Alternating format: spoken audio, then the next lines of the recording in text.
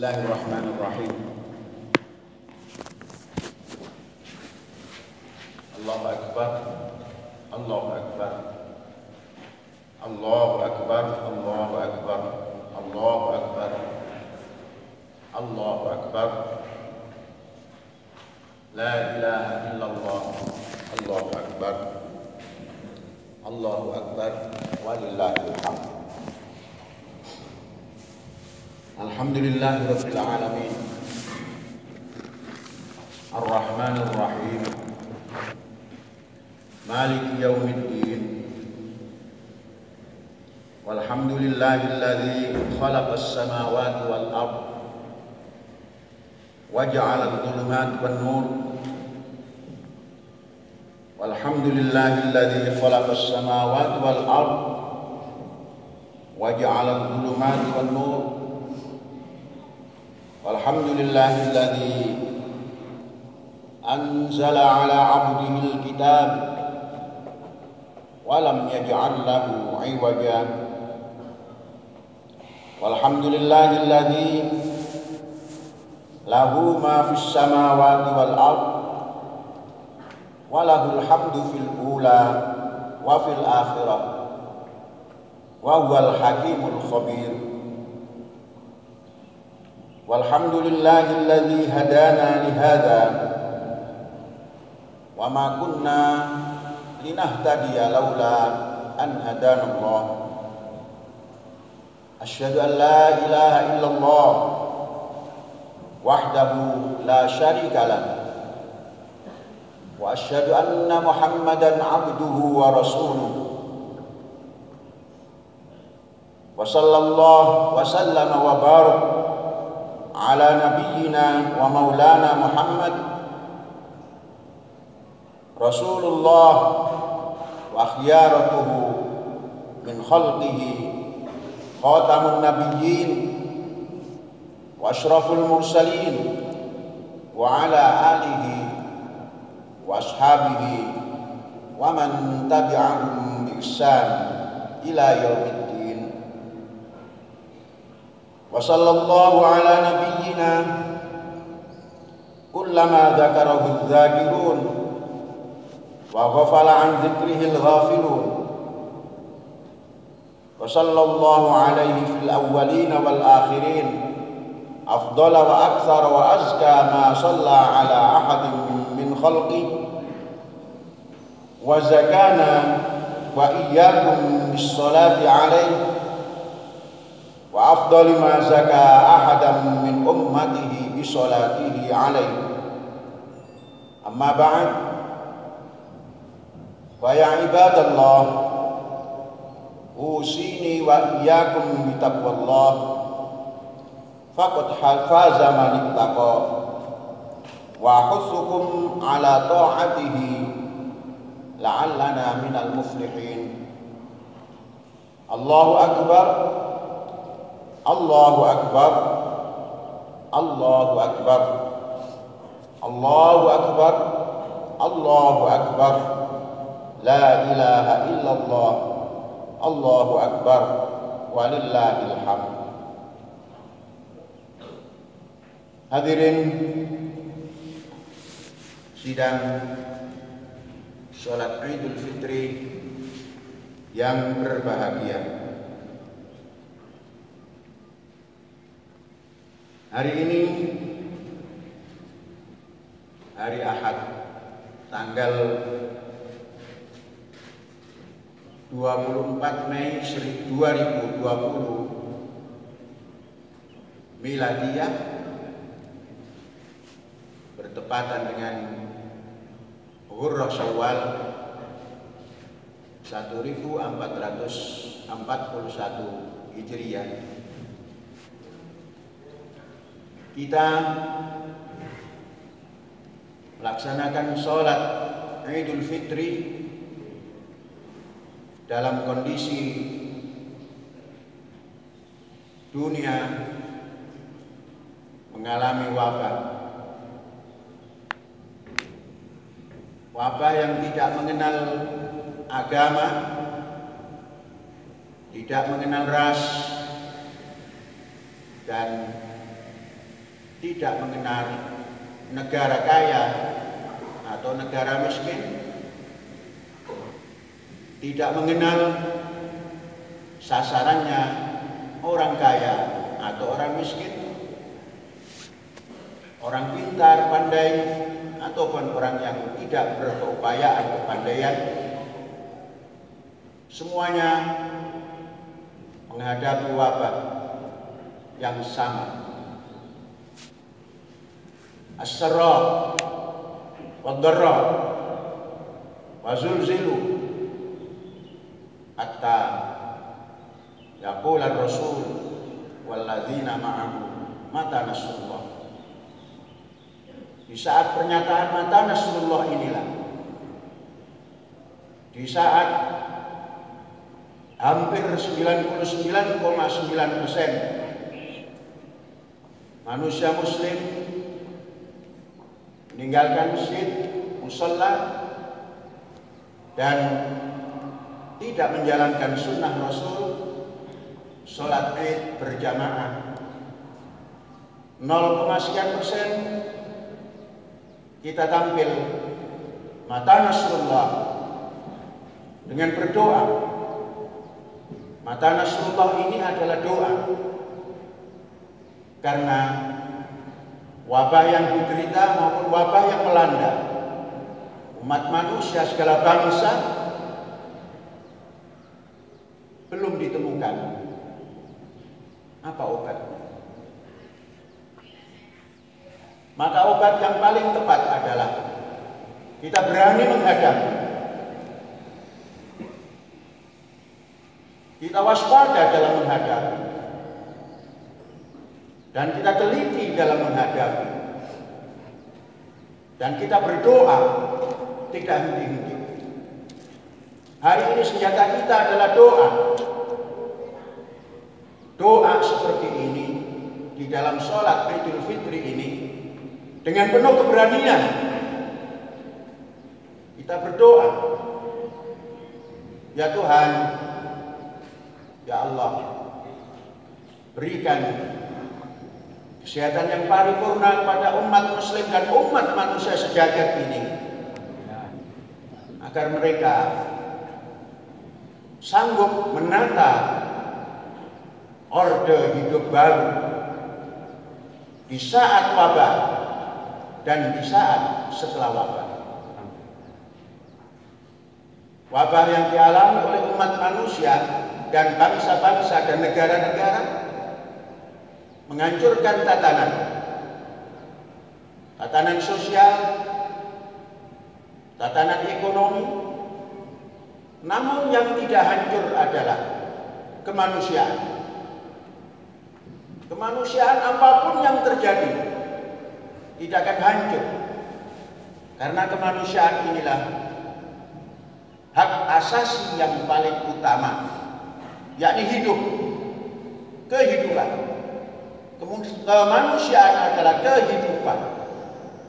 Kita hari ini seperti ini adalah mempertahankan kehidupan, mempertahankan hak asasi manusia yang paling utama, yang oleh Tuhan Sang Pencipta, manusia yang dikaruniai kemuliaan ini, Tuhan pun memuliakan.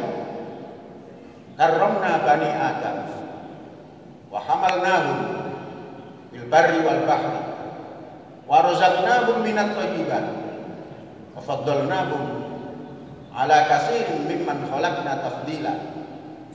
Inilah yang harus kita pertahankan. Kemanusiaan inilah yang harus kita pertahankan. Keberanian mempertahankan kemanusiaan inilah suatu doa dalam menghadapi wabah yang belum ditemukan obat dan vaksinnya. Kalau semua kita tiarap dalam menghadapi ini dengan tampil FOMO, ikut-ikutan, maka tiaraplah kemanusiaan ini. Maka yang didapat hanya kesedihan, hanya keluhan-keluhan. Oleh sebab itu, saudara-saudara, tema di dalam Idul Fitri kali ini adalah Orhibah, Orde Hidup Baru.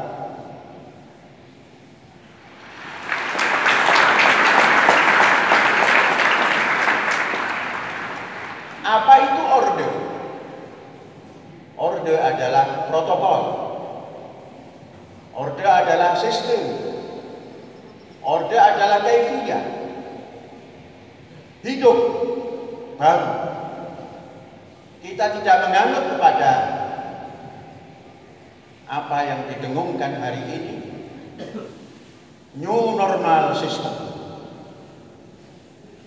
Kehidupan normal, orang Indonesia pernah mengenal zaman penjajahan, dikatakan zaman normal. Kalau itu akan dikembalikan lagi,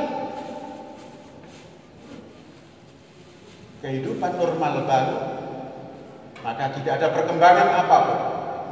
Normal baru, bukan kehidupannya yang diperbaharui.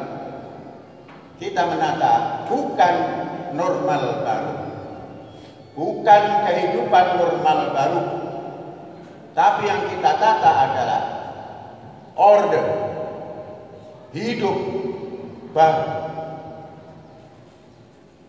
Hidup ini memang seperti ini, dan ini karunia, dan ini hak asasi yang paling unggul.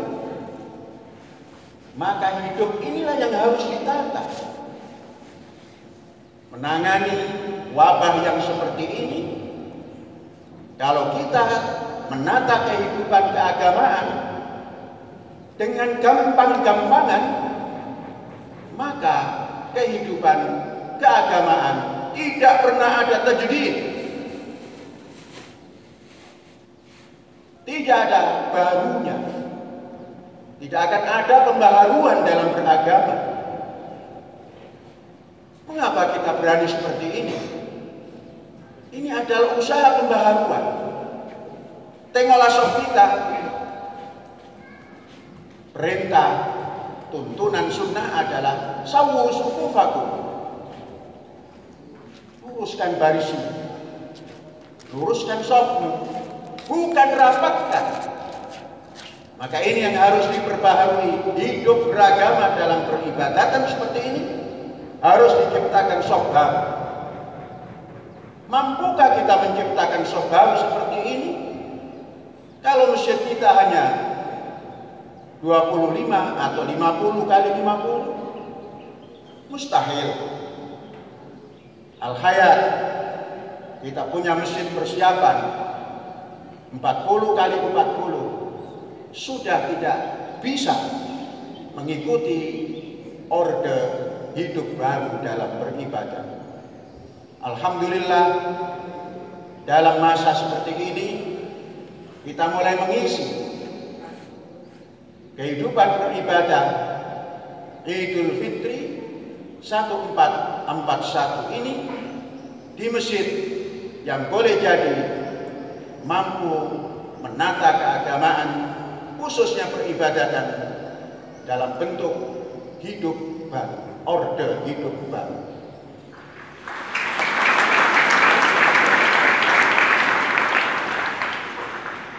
Menata orde hidup baru harus dipersiapkan. Kita mempersiapkan ini 20 tahun. Seakan-akan kita roh saat turunnya minara. Inilah kehidupan Orhibah. Mengasah intuisi. Harus bisa membaca sekalipun tanpa dipelajari. Intuisi dipertajam. Sehingga intuisi dipertajam, kita mampu berinovasi. Inilah sebuah inovasi. Sebuah masjid yang sekian luasnya, yang pernah orang bertanya, siapa yang mengisi ini? Tatkala 20 tahun yang lalu, saya hanya menjawab, para pelajar, para murid dan murid.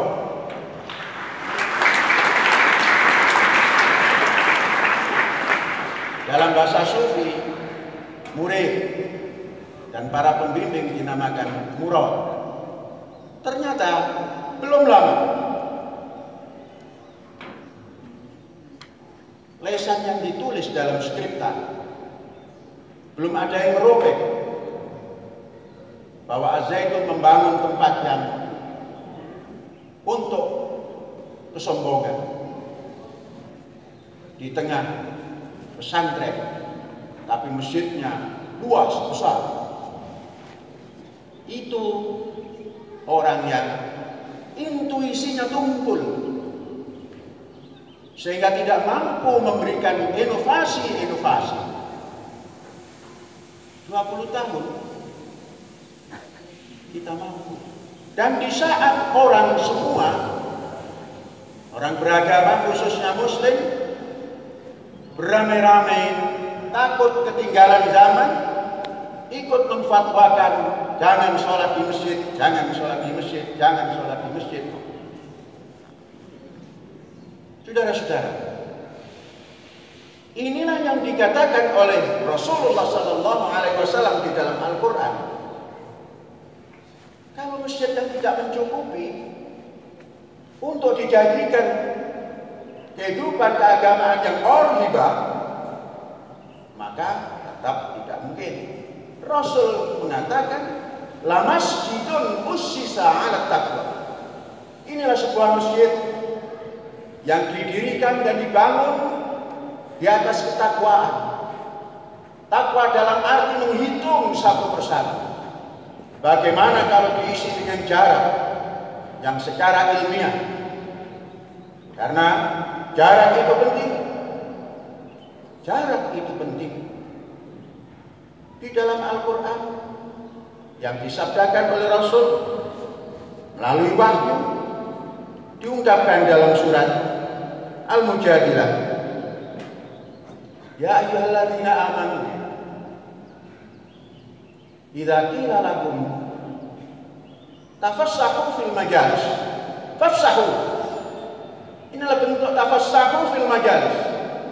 Berlonggar-longgarlah di tempat majelis, baik itu majelis sholat, baik itu majelis untuk bermusyawarah dan lain-lain. Tafassahu fil majalis. Rasul menyampaikan itu. Kalau kita hitung tahun hijrah 1441, ya sepanjang itu plus. Rasul mengatakan tafassahu fil majalis. Mengapa kita tinggalkan masjid? Bukan inovasi kita yang kita buat. Oleh sebab itu, Indonesia dalam menata keagamaan jangan memperbanyak masjid yang sempit-sempit, yang tidak mampu menampung 40 orang dengan tafassahu fil majalis. Buatlah masjid, kalau 40 orang, minimal 40 kali 3,24 meter. Itu yang paling minimal. Sehingga 40 orang bisa masuk. Dengan jarak yang seperti ini, yang tidak menularkan flu, yang tidak menularkan penyakit, yang tidak menularkan bau jengkol, yang tidak menularkan bau petik dan bau asap, dibatasi oleh tafassahu. Kita menata ini. Arsitek kita membuat jarak sehingga pengukuran jarak yang kita miliki di dalam lantai masjid ini tinggal menambah 0,8 cm, kita mundur, dan 0,8 cm, 8 meter kita kasih antara 1 atau 2 tekel. Ini adalah inovasi. Kita tidak menunggu instruksi, apalagi menaati fatwa-fatwa yang tidak jelas, yang kurang inovasi dalam beragama, yang merujuk pada tatanan masa lalu yang susah diselidiki kebenarannya. Kita berani berbuat seperti ini karena fihi rijal, masjid ini dihuni oleh manusia-manusia yang suci yuhibbun ayyatatahharu. Bagaimana? Karena ini protokol baru, protokol hidup baru. Yang disukai adalah rijal yuhibbun ayyatatahharu. Betapa indahnya masyarakat bangsa-bangsa yang terkumpul di dalam WHO memberikan pedoman, memberikan protokol bagaimana menghadapi ini. Bukan menutup masjid, tapi cuci tangan selalu. Orang Muslim tidak ada yang kotor masuk masjid. Semua sudah mencuci tangan, karena sebelum wudu mencuci tangan terlebih dahulu. Sebelum wudu tamadmud atau berkumur terlebih dahulu. Sebelum wudu istinsyaq, menyuci hidung terlebih dahulu. Baru membasuh muka dengan tangan yang sudah dicuci. Maka tidak mungkin virus-virus yang ada ini ikut nyampur ke muka, yang di situ ada sumber jalan masuknya virus ke dalam sasaran yang dituju. Allahu Akbar, Allahu Akbar, Allahu Akbar.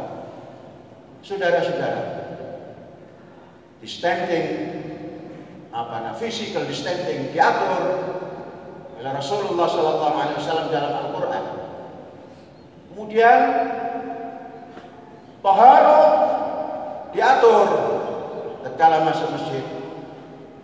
Ini semua memadai protokol WHO, protokol PBB, memadai semua. Mengapa? Karena sudah ada inovasi-inovasi di dalam masjid ini. Oleh sebab itu, saudara-saudara sekalian, Qorhibah ini adalah mempertajam intuisi, mempertajam inovasi, dan selanjutnya akan terjadi memiliki identitas. Bangsa Indonesia dari awal menanamkan sebuah identitas dengan lagu kebangsaan Indonesia Raya, dengan satu sikap yang jelas, Indonesia Raya tiga bangsa. Kemudian orang mengkhawatirkan di dalam sholat Id di masjid ini akan bergerombol. Memang pasti bergerombol. Masjidnya terlalu kecil, lapangannya terlalu kecil. Kemudian pasti nanti silaturahim dengan tangan, berjabatan tangan, cium tangan. Itu tandanya belum memiliki inovasi. Bangsa Indonesia yang punya identitas memberikan inovasi salam. Salam apa yang diberikan oleh bangsa Indonesia? Mengapa kita tidak mengucapkan Assalamualaikum, merdeka?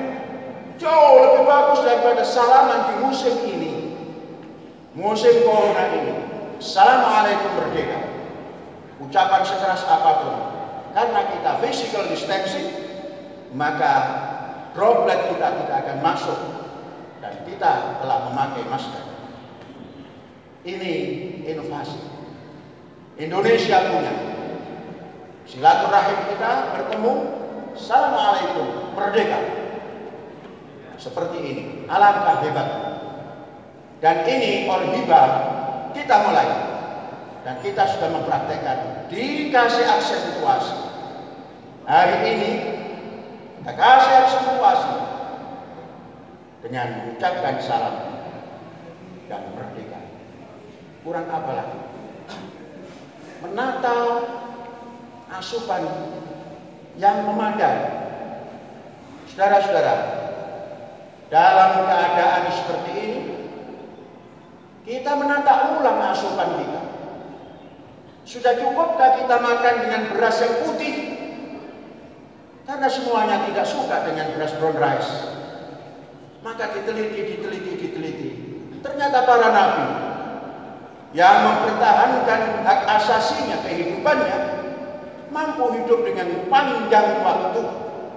Sehingga apa yang dilakukan dalam dakwah biasanya mencapai sasaran walaupun belum maksimal. makanan mereka adalah makanan yang punya sumber protein, sumber vitamin, sumber serat, dan lain sebagainya. Maka kita mulai merubah makanan. Di dalam angket-angket yang kita lakukan, yang paling besar efeknya adalah setelah makan yang dirubah ini, maka jam pelajaran sampai akhir pun tidak mengantuk. Tatkala masih memakan beras, jam kedua sudah mengantuk. Saudara-saudara, ini sebuah bukti kita berani berinovasi karena kita punya jiwa yang merdeka. Jiwa yang merdeka ini penting untuk mempertahankan hak hidup, hak asasi yang paling utama. Karena kita mempunyai pikiran yang merdeka. Pikir yang merdeka inilah yang bisa merombak kehidupan dari yang statis menjadi terus bergerak maju, maju, maju, dan maju. Baru, dan baru. Ini berpikir merdeka. Maka tatkala berpikir merdeka, kita akan dikaruniai ilmu yang merdeka. Ilmu yang tidak terkotak-kotak sehingga kita tidak mampu menyeberangi sesuatu yang kita takuti. Kita diberi keberanian untuk itu. Saudara-saudara, kehidupan orhiba ini harus ditata dan dilakukan melalui pendidikan. Pendidikan, jangan pernah mengatakan pendidikan yang terbatas. Orientasi pendidikan kita adalah global education yang punya ciri-ciri global thinking, international thinking. Ini penting. Kalau kita punya thinking terbatas, maka kita menjadi orang yang tidak toleran dalam banyak hal. Yang ditoleransi hanya perbuatan-perbuatan yang kriminal. Kalau manusia yang punya global thinking, maka dipadukan thinking di dunia internasional ini, dia akan ketemu toleransi terhadap kebenaran dan terhadap pertahanan hidup. Saudara-saudara, itu ciri daripada global education yang pertama. Global education yang kedua adalah global solidarity, international solidarity. Dapatkah kita membuktikan kita memiliki international solidarity? Kalau tidak mempunyai pertahanan fisik yang kuat, kalau tidak mempunyai ketahanan kehidupan yang kuat, kalau tidak memiliki kemampuan ekonomi yang kuat, itu solidarity internasional, solidaritas antar bangsa. Sehingga kita tidak mengenal apa agama satu bangsa, apa agama seseorang. Yang kita kenal adalah manusia memiliki hak asasi yang paling utama, yaitu kehidupan. Dan kehidupan itulah yang namanya kemanusiaan. Saudara-saudara, ternyata bangsa Indonesia telah memiliki dasar kemanusiaan. Malah diberikan aksentuasi kemanusiaan seperti apa? Kemanusiaan yang adil dan kemanusiaan yang beradab. Kemanusiaan yang adil itu tidak memilah-milah bangsa, tidak memilah-milah siapa pendukung siapa. Kalau sudah menjadi pemimpin bangsa, adalah semuanya harus ditata. Itu orhiba. Dan berperadaban. Bangsa ini bisa dipotret tatkala menghadapi ujian-ujian seperti ini. Betapa potret yang karut-marut tatkala menghadapi ujian seperti ini. Orang tidak disiplin nampak dengan jelas. Orang Yang tadinya cukup hidup menjadi turun, bertambahlah fakir, apalagi miskin. Kemudian tidak beradab memberikan pertolongannya. Sedangkan ta'awanu itu dasarnya alal birri. Tapi ini ta'awanu asal-asalan. Maka banyak keluhan-keluhan. Itulah potret hari ini. Potret bangsa hari ini. Maka kita di dalam sini, tatkala bantuan sosial kita lakukan melalui zakat fitrah, kita tata dengan rapi, memanusiakan manusia yang berkemanusiaan ini. Memanusiakan manusia itu adalah peradaban.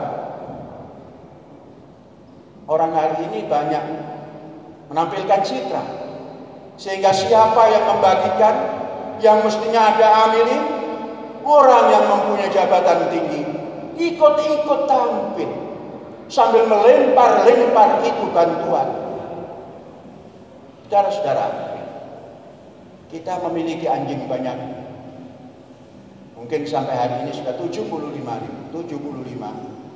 kepala. Kita memberikan makan itu dengan santun. Saya tatkala menguji makanan yang kita makan, anjing kita beri nasi, kita beri roti yang dari terigu, kita beri roti yang dari gandum utuh, nasi diendus sebentar dan dicilat, roti terigu putih ditinggalkan. Begitu sampai kepada roti gandum utuh, berebut makan. Artinya mereka tahu. Makanya saudara-saudara, peradaban itu hewan saja harus diperlakukan dengan peradaban. Jangan sampai manusia dengan dalih membantu tanpa peradaban memberikannya. Tengoklah potret hari-hari di layar TV. Betapa hebatnya manusia Indonesia memperebutkan bantuan-bantuan yang memang diperlukan, tapi caranya sangat tidak terlalu pantas dipandang. Belum orhiba, harus dirombak. Saudara-saudara sekalian, baru kita akan mempunyai identitas. Identitas ini perlu. Ya ayyuhan nas, inna khalaqnakum min dzakarin wa untha wa ja'alnakum syu'uban wa qabaila. Untuk berinteraksi harus punya kebangsaan. Bangsaan inilah identitas. Maka kita meyakini kita harus mempertebal persatuan Indonesia. Inilah identitas Indonesia yang bersatu, yang tidak membeda-bedakan partai, dan tidak membeda-bedakan suku, tidak membeda-bedakan agama. Yang ada hanya persatuan Indonesia. Tidak bedakan mayoritas dan minoritas. Semuanya harus bersatu dalam frame persatuan Indonesia. Identitas menjadi perlu. Saudara-saudara, kita dengan identitas keindonesiaan ini akan tampil di dunia bila kita mempunyai pendidikan tadi dengan cara yang kedua sudah, yang ketiga al-wad'u al-alami, international setting.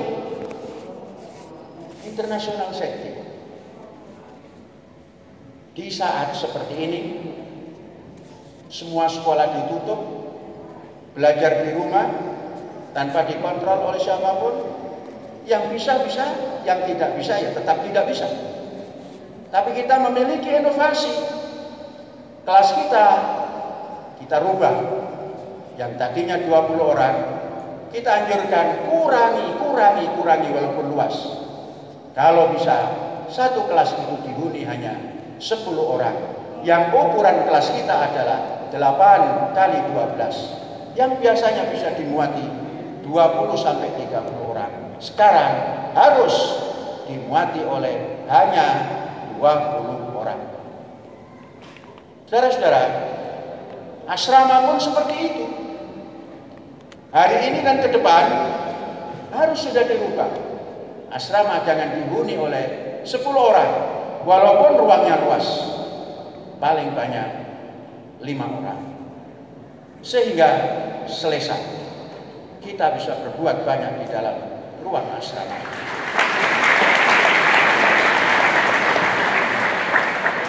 Pemakanan memenuhi unsur kesehatan, tempat istirahat memenuhi kesehatan, tempat sekolah memenuhi kesehatan.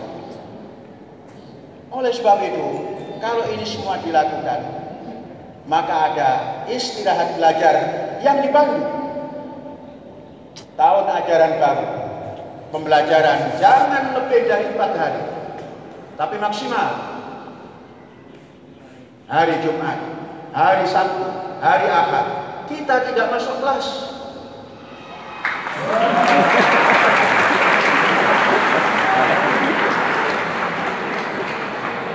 Tapi kita belajar di alam. Belajar di alam. Kita mencoba mengulang pembelajaran di alam. Menggunakan laptop, menggunakan komputer. Ini sebuah inovasi.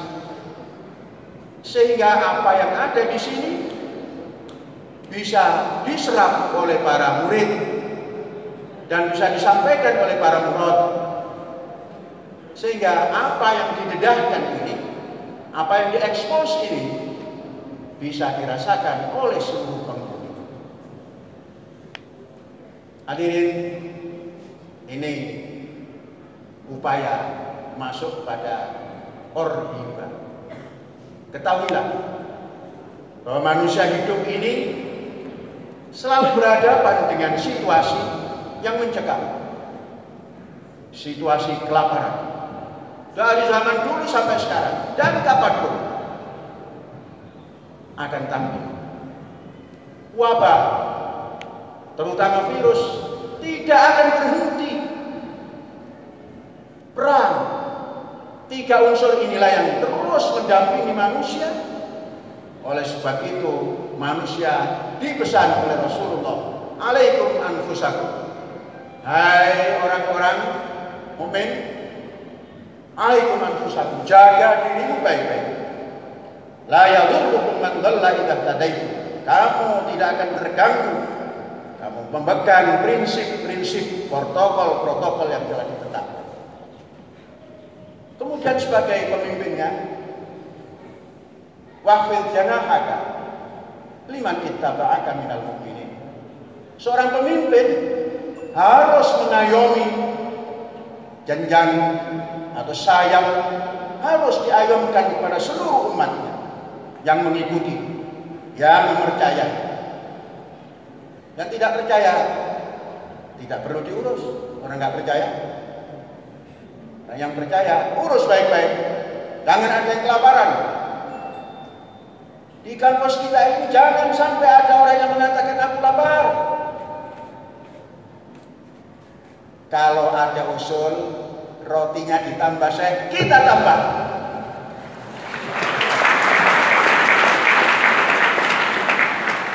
Apa susahnya menambah roti? Yang susah adalah orang-orang yang busung lapar, mengobatinya susah. Saudara-saudara, inovasi yang ke depan, roti itu dimakan kalau dengan sayur lodeh itu tidak beradab. Jadi kalau sedang makan sayur lodeh, singkirkan dulu rotinya.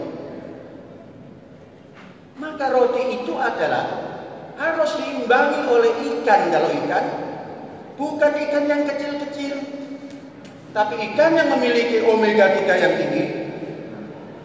Itulah ikan yang bersumber dari laut dalam. Sebentar lagi, tanggal 2 atau 3 Syawal, kita akan coba memakan ikan tuna yang telah hadir.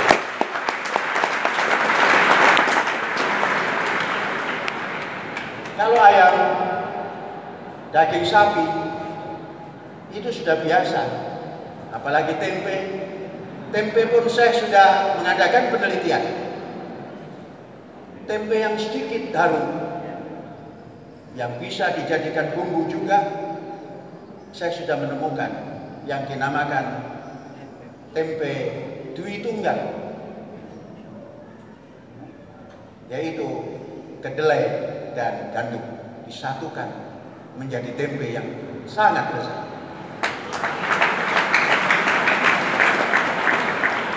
Selanjutnya saudara-saudara dan para hadirin, sebentar lagi kalau semua padu badan ini terjadi, maka minumnya, kalau habis makan roti, minum yoga.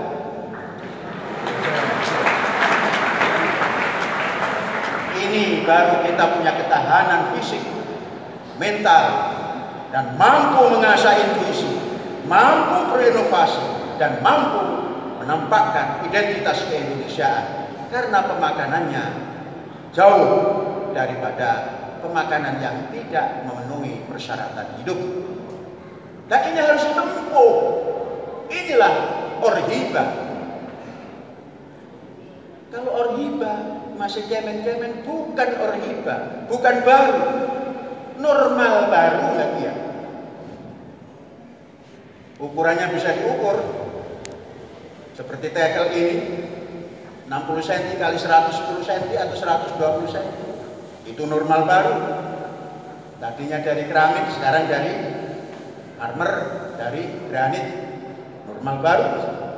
Tapi kalau orde hidup baru, mengembang. Dari sisi pembangunan, dalam bulan Ramadan kita menyelesaikan lantai 1, walau belum sempurna. Syawal, lantai 2. Dan pembangunan siap 1 bulan lantai 2.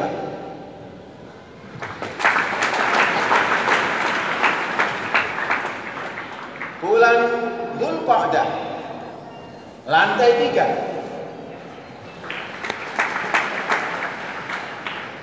Bulan Dzulhijjah lantai 4.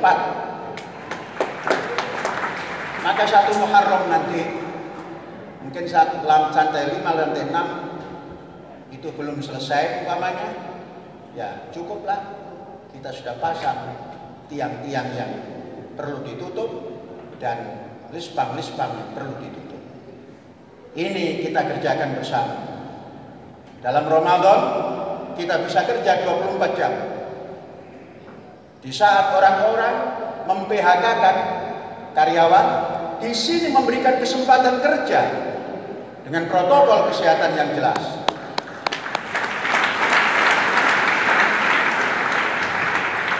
Saya bertanya pada saudara-saudara, adakah hak saudara yang tidak diberikan? Gaji saudara yang tidak diberikan? Ada? Ya, bagus kalau tidak ada. Bahkan diberikan tambahan yang dinamakan kerja volunteer, kerja di masa cuti, minimal 2 jam sehari. Ternyata banyak yang mengambil lebih dari 2 jam. Saudara-saudara, ini membuktikan bahwa penataan itu lebih penting dan tidak gagap. Andainya kita tidak menata dari awal, menghadapi pandemi seperti ini pasti gagap. Sekarang ribuan pelajar, ribuan murid duduk bersama di sini. Walaupun kalau ditanya tidak sedih, tidak, tapi hatinya ingin pulang. Anak-anak mengatakan lockdown. Inilah hikmahnya. Lockdown tapi membawa arti besar, bukan membawa sengsara besar. Tidak ada yang protes. Mengapa? Karena ruangan dibuka bebas, walaupun dibatasi.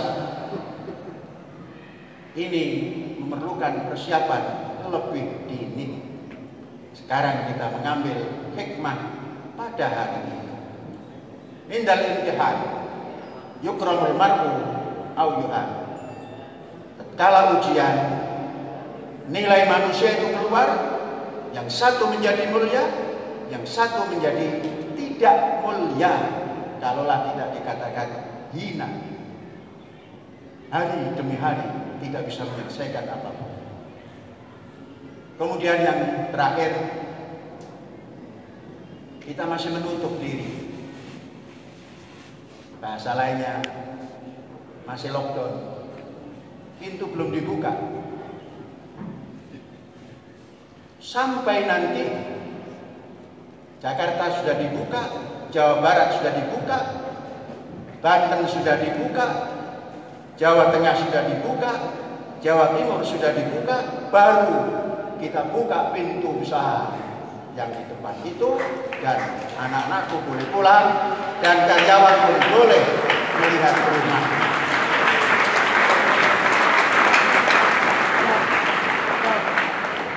Ada pertanyaan, bagaimana kalau lockdownnya sampai bulan Juli? No problema. Nanti liburmu di bulan Agustus.